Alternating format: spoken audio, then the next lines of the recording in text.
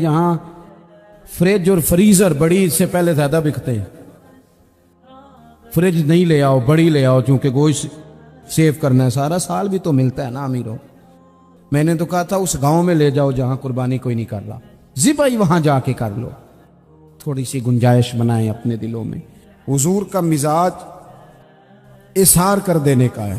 یاد رکھنا، شمع سے اگر کئی شمع جل جائیں تو اس کی روشنی میں کبھی کمی نہیں آتی. ہزاروں دیے بھی جل جائیں تو یہ دیے ماند نہیں پڑتے. مہنگائی بڑی زور کی ہو گئی، غریب آدمی کی آزمائش بڑھ گئی. ہمیشہ مہنگائی سے غریب لوگ متاثر ہوتے ہیں. امیروں کی تو چیزیں مہنگی ہو جاتی ہیں، وہ تو سنگل انہوں نے جمع کی ہوتی ہیں، مہنگی ہوتی ہیں تو ڈبل میں بیچتے. غریب پستا ہے. لیکن دکھ کی بات یہ ہے کہ ہم ایک دوسرے کا ساتھ نہیں دیتے. مقروض ذہنی اذیت کا شکار ہے. 3 دن ہے نا عید کے، تو ایک جوڑے سے بھی گزارے جا سکتے ہیں، ایک سے بھی. اکثر لوگ تو ویسے ہی عید کی نماز پڑھ کے سو جاتے ہیں، اور جو بیدار بھی ہیں وہ بھی کپڑے بدل کر کے جانور کے ذبح میں مشغول ہیں. ہم نے اس عید پہ کوشش کرنی ہے کہ ہماری گلی میں، ہمارے محلے میں، ہمارے دائیں بائیں تھوڑا سفر کریں، بچوں کو دیکھیں، سرکاری سکول سے نکلتے بچوں کو دیکھیں، مساجد مدارس سے نکلتے بچوں کو دیکھیں. ہم نہ ایک ایک دو دو کا ساتھ دیں. یہ جتنی سیاسی جماعتیں کام کر رہی ہیں، جن کی حکومت تھی، جن کی ہے، پتہ نہیں کل کس کی آئے گی. میں تو ذاتی طور پر ان سے پورا مایوس ہوں. مجھے تو نہیں لگتا کہ جتنے لوگ آج تک حکومت کر چکے ہیں، بار بار آتے ہیں یا پچھلی حکومت گئی ہے، ان کے پاس کوئی پلان ہی نہیں ہے. یہ تو بیچارے ایک دوسرے کی ٹانگیں کھینچنے کے علاوہ نہ کچھ کر سکے ہیں، نہ امید ہے کچھ کریں گے. لیکن غریب کی تکلیف بڑھ گئی ہے. میرے پاس 20 لوگ آتے ہیں، آتے تو وہ دعا کا کہنے ہیں، آتے تو صرف یہ بتانے ہیں کہ اس مشکل میں ہوں، دعا کرنا. لیکن دوستو، لوگوں کی باتیں سن کے بڑی تکلیف ہوتی ہے. ہم کیا کسی کی مدد کر سکتے ہیں؟ ہمارے لیے تو مدارس چلانے مشکل ہیں، لیکن لوگ اذیت کا شکار ہیں. ذہنی کرب کے نیچے لوگ آ گئے. اتنی بڑی اذیتیں کھڑی کر دی گئی ہیں. تھوڑا تھوڑا دیکھو، 2 کا کھانا 3 بھی تو کھا ہی سکتے ہیں نا، 3 کا کھانا 4 بھی تو کھا ہی سکتے ہیں نا. میرے محبوب نے ہمیں یہ نہیں کہا تھا زیادہ گوشت پکانا، بلکہ رسول پاک نے تو رنگ ہی بڑا سادہ دیا ہے. کریم نے فرمایا، عائشہ شوربہ ذرا زیادہ کر لو، پڑوسیوں کو بھی سالن دے دیں گے. تھوڑا شوربہ زیادہ کر لو، اسی کو بڑھا لو، تھوڑا شوربہ بڑھا لیں، تھوڑا تھوڑا ایک دوسرے کی مدد کریں، دست شفقت رکھیں. گلیوں میں سنسان لوگ، اب تو لوگ ایک دوسرے سے دکھ بھی نہیں کہتے. وہ کہتے ہیں دینا کسی نے ہے کچھ نہیں، اور تماشا الگ سے بن جائے گا. دوستو، ہم نے خود ایک دوسرے کا ہاتھ بٹانا ہے. جو لوگ صاحب ثروت ہیں، دیکھو ایک ہی باپ کی اولاد ہوتی ہے، ایک کو اللہ بڑا نواز دیتا ہے، 2-3 کمزور رہ جاتے ہیں. اس کو چاہیے وہ دوسروں پہ دست شفقت رکھے. ایک گلی میں سارے لوگ ایک ہی قبیلے کے، ایک ہی علاقے کے، ایک آگے نکل گیا ہے، اسے چاہیے وہ دوسروں کا خیال کرے. عزیز بھائیوں، ہم نے اس کمر توڑ مہنگائی کے دور میں نے جمعے میں امیر لوگوں سے کہا تھا کہ قربانیاں کرنی تو ہے ہی، تو تم تو سارا سال گوشت کھاتے ہو. کیا آپ کو بتاؤں کہ ہم اس وطن میں رہتے ہیں یہاں فریج اور فریزر بڑی عید سے پہلے زیادہ بکتے ہیں. فریج نہیں لے آؤ، بڑی لے آؤ، چونکہ گوشت سیو کرنا ہے. سارا سال بھی تو ملتا ہے نا امیروں. میں نے تو کہا تھا اس گاؤں میں لے جاؤ جہاں قربانی کوئی نہیں کر رہا، ذبح ہی وہاں جا کے کر لو. تھوڑی سی گنجائش بنائیں اپنے دلوں میں. یہ ضروری نہیں کہ سامنے والا آپ کا شکریہ بھی ادا کرے. حضرت عائشہ صدیقہ رضی اللہ تعالیٰ عنہ، اماں جی ایک کنیز رکھی ہوئی تھی، حضرت عثمان غنی نے دی تھی کہ آپ کی خدمت کریں گی. تو وہ کنیز کہتی ہے کہ اماں جی تو میری بھی روٹیاں پکا دیتی تھی، وہ تو میرے لیے بھی کھانے کا اہتمام کر دیتی تھی، لیکن کوئی دروازے پہ اگر مانگنے آتا تو حضرت عائشہ صدیقہ مجھے کہتی اسے خیرات دے آؤ. تو میں کہتی اماں جی یہ کام تو لوگ دوڑ کے کرتے ہیں اور آپ یہ مجھے کہہ رہی ہیں میں کر دوں. تو حضرت عائشہ فرماتی جب کوئی بندہ کسی کو دیتا ہے تو وہ شکریہ ادا کرتا ہے. میں چاہتی ہوں وہ شکریہ بھی تیرا ہی ادا کر جائے، میں نے جو اجر لینا ہے وہ رب کی بارگاہ سے لینا ہے۔ تو میرے بھائی اپنی زندگی میں تھوڑا سا تو دل بڑا کریں، تھوڑی تھوڑی گنجائش پیدا کریں۔ اور یہ ضروری نہیں کہ اس بندے کا آپ سے بڑا اچھا سلوک ہی ہو، نہ بھی ہو اس غریب کا سلوک اچھا، تو بعض اوقات بندہ غریبی میں تلخ بھی تو ہو ہی جاتا ہے نا۔ بعض اوقات انسان پہ غربت زیادہ آ جائے تو اس کی طبیعت بھی تو، بیمار آدمی سخت بھی تو ہو جاتا ہے۔ تو میری آپ سے یہ گزارش ہے کہ یہ جو دن چل رہے ہیں وہ ہمارے ہاں ہمارے حکمران کہتے ہیں مزید سخت فیصلے کرنے پڑیں گے۔ میں نے کہا تمہارے لیے تو آسان ہے، اس لیے کہ تم تو جس دفتر میں بیٹھ کے فیصلہ کرتے ہو اس کی تو بتی کوئی نہیں جاتی، تمہیں کیا پتا ہو، وہاں تو اے سی بھی 1 منٹ کے لیے بند نہیں ہوتا۔ یہ تو اس سے پوچھو باپ سے کہ جو عید سے پہلے اپنی بیوی سے مشورہ کر رہا ہے کہ عید آ گئی ہے، اگر بیٹی کے گھر کپڑے نہ بھیجے تو اس کی ساس باتیں کرے گی۔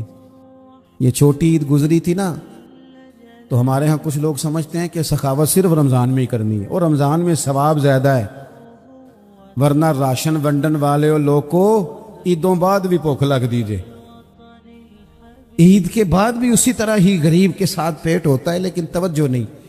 ایک تو ذوق علم پیدا کریں، کئی دفعہ دور سے بندہ چل کے آئے تو اسے نماز کا زیادہ ثواب ہوتا ہے۔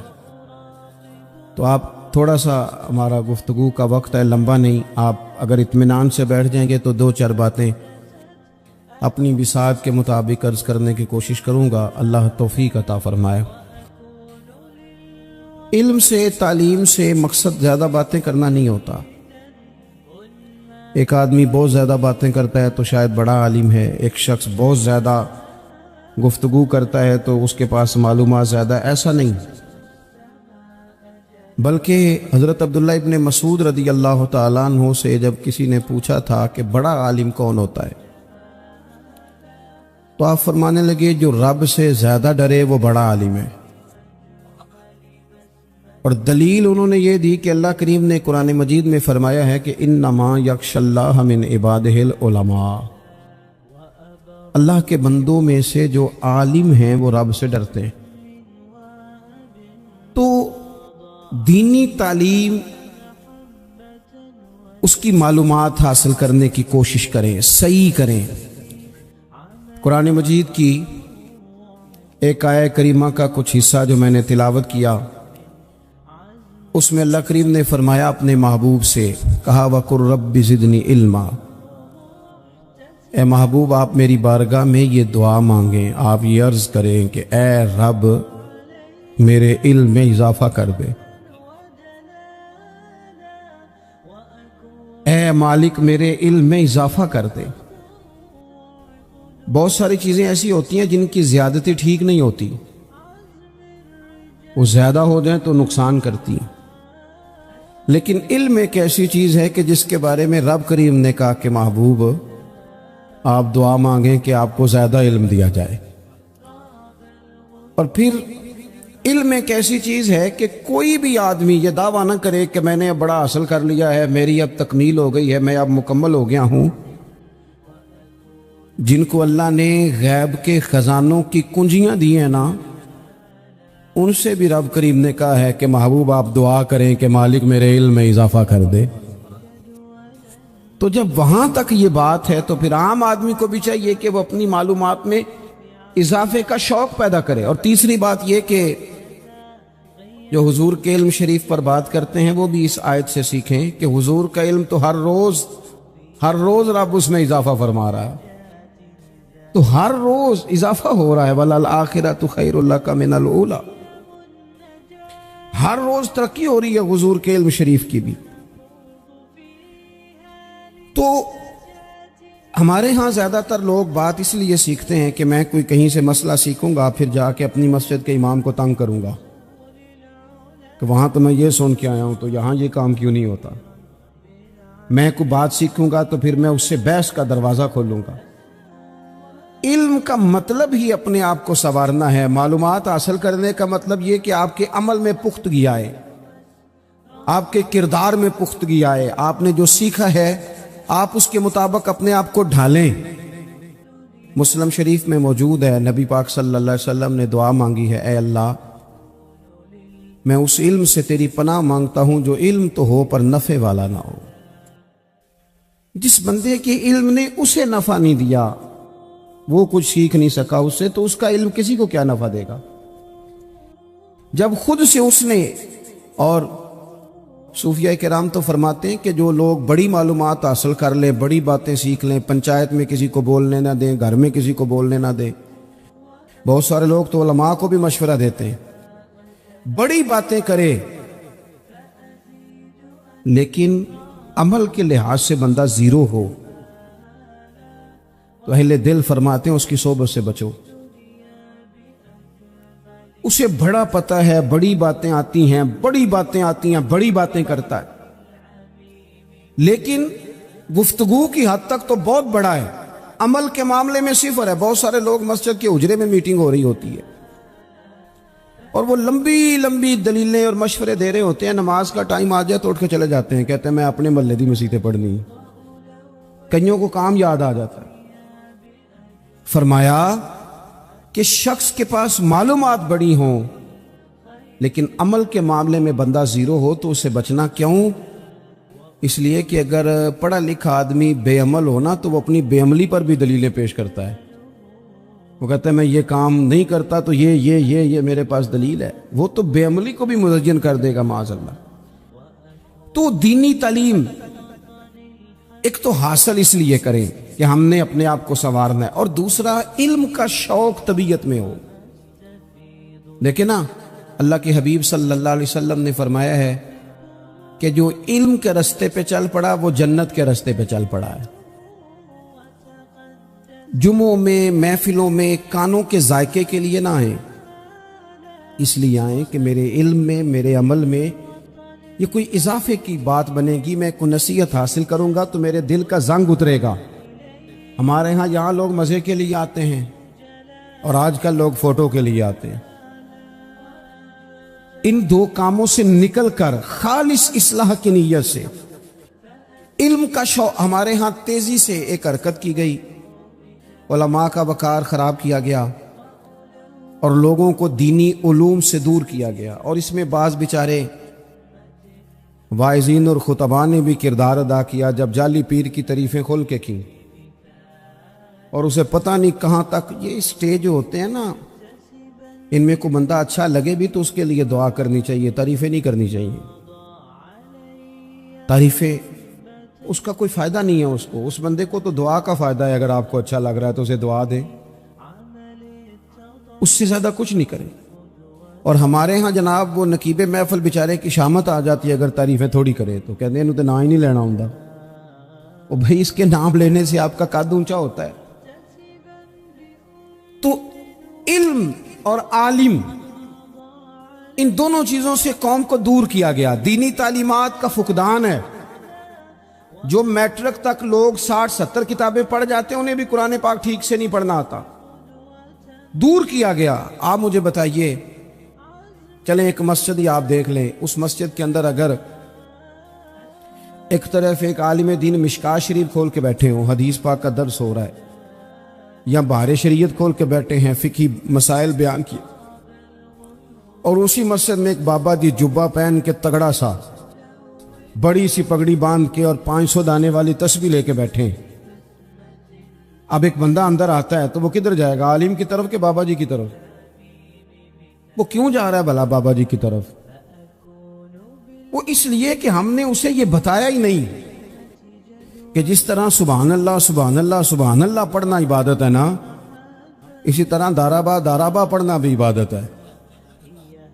اسے ہم نے بتایا نہیں کہ جب تک علم کے رستے میں رہنا بھی عبادت ہے، جب تک اسے یہ سمجھ نہیں نہ آئے گی کہ جس طرح وظائف کی کتاب پڑھنا عبادت ہے اسی طرح مشکات شریف پڑھنا بھی عبادت ہے، حدیث بخاری کا درس لینا بھی عبادت ہے، مسلم شریف کی احادیث پر اپنے اساتذہ سے بیٹھ کر دروس پانا بھی عبادت ہے۔ جب تک یہ پورا مزاج دیکھیں نا، نبی پاک صلی اللہ علیہ وسلم نے فرمایا رات کی ایک گھڑی بھر دین سیکھ لینا ساری رات نفل پڑھنے سے بہتر ہے۔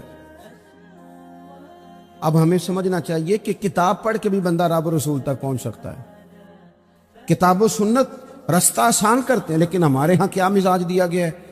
بابا جی کے پاس چلو، ضرور جائیں بابا جی اگر نیک ہیں تو منع کوئی نہیں کر رہا، لیکن جو سوچ ہمیں حضور نے دی ہے ہم نے اسی سوچ کے مطابق اپنے معاملات کو ترتیب دینا ہے نا۔ اب ایک بات میں نے آپ سے پوچھی اور آپ نے کہا قوم ساری بابا جی کی طرف جائے گی۔ حدیث پاک کس طرح ہے؟ اللہ کے محبوب مسجد شریف میں تشریف لائے، دونوں جانب لوگوں کے حلقے بنے ہوئے ہیں، لوگ بیٹھے ہوئے، ایک حلقے میں لوگ اللہ کی یاد کر رہے ہیں، ذکر ہو رہا ہے، ایک حلقے میں بیٹھ کے ایک عالم کتاب و سنت کا درس دے رہے ہیں، ایک صحابی اور باقی سن رہے ہیں۔